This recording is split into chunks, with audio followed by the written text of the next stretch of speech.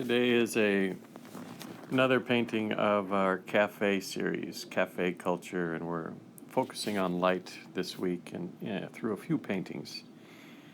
Specifically light that comes from a window or an opening, a doorway. And I did a small sketch on location. This is a cafe in Boston called Pavement. Very chic and fun cafe. A lot of Berkeley students hang out there. And I like to go early morning when you get these long passages of light. Sometimes they fall over the table, sometimes they hit the wall. But they really make for a nice, dramatic motif. And so that's what I'm using today as a base for this painting. I'm starting it with a few light washes, very watered down color, using a bit of, this is a color called cobalt turquoise. It's made by several manufacturers, and it's a cobalt that has a bit of green to it. And on the lower side of the painting, I've just blended in some burnt sienna and some cobalt blue, and isolating a few areas, painting the wall behind that's going to receive the light.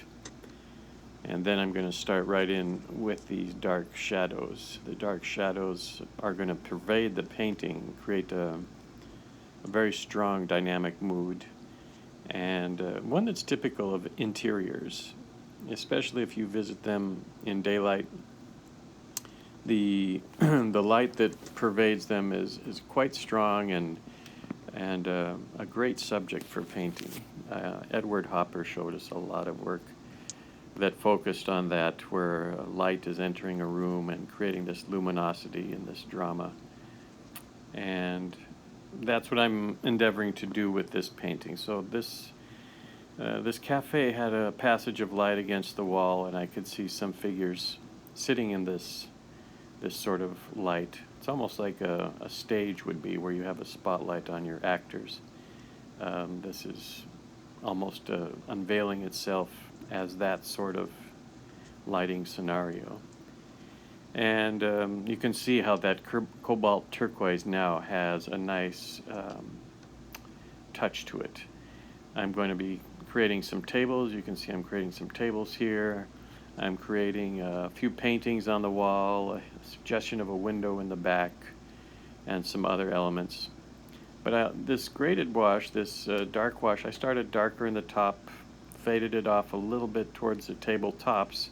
Then below the tables, I'm getting dark again with more sienna, more neutral tint, more ultramarine blue. I continue to work this wash in the corners and other areas until I feel I've hit the right notes, and then I'll let it dry. And once it's dry, I can work into it again with dry brush, and you'll see that happen as well. So the painting has that drama to it, and here I go. I'm starting to put a few figures in. Of course, the figures, they won't sit still for you in a coffee shop. The good part of going to these cafes and coffee shops is people don't move that much. They're sitting down, so right away that's a plus, because you don't have to worry too much about legs. You can concentrate on the torso, think about the sort of interaction you want with your figures. And you can tell here I'm painting them almost as silhouettes. This is because they were actually quite dark against the light passage that was falling on the wall. As they develop, I'll add some local color to the clothing, some highlights to the edges of shoulders and baseball cap and purse, or whatever I feel I can use to impact this sensation that light is moving through the room. And next to this couple, I'm putting a trio, and it's very common, the poses that you see here, sometimes reclining, sometimes leaning forward with a sort of a tentative posture, sometimes gesturing with the hands. It's all good. It's all usable material. And I practice figures a lot. I have for a long time also.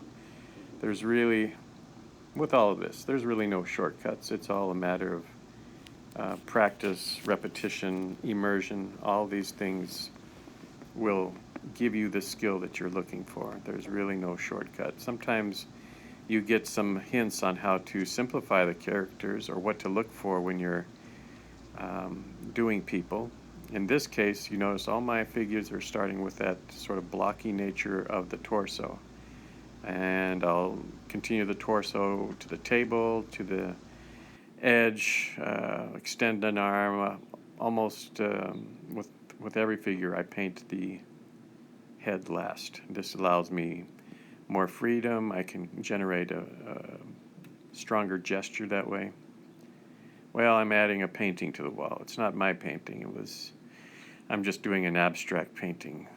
No real recognizable image, and the whole point of this painting is to make the cafe more lively, more contemporary, more in line with something that we'd see.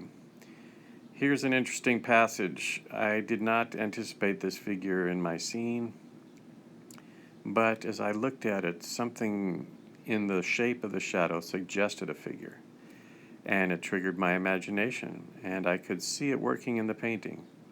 This is, I guess it's a skill.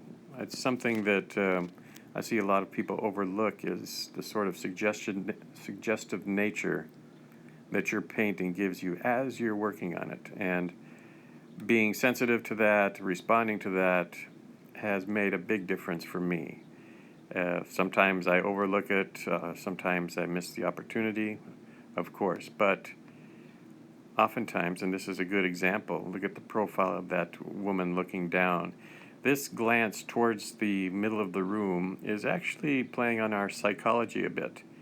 We identify with this figure because she's close to us, she's looking at the scene, well, actually looking at her phone, but she's looking in the direction that we're looking, and we follow this. This is something that the visual artist uses a lot, are these sorts of psychological triggers. And I'm not a psychologist, but I know a little bit about how to use figures and also how not to use them. If they're walking out of a painting, it's never good because the viewer tends to want to exit the painting as well. If the head is too big, it's not good. It tends to look like a child. There's lots of things like this that we read so automatically that we don't even think about it. As a visual artist, it's something that we need to concern ourselves about and think about as we're placing our figures and trying to create a suggestive mood or an encounter or an emotion through our figures.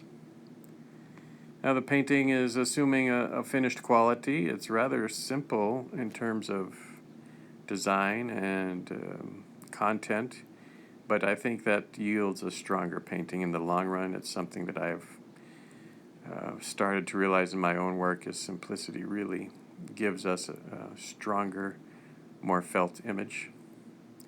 So this is the Pavement Cafe in Boston, and lively conversation.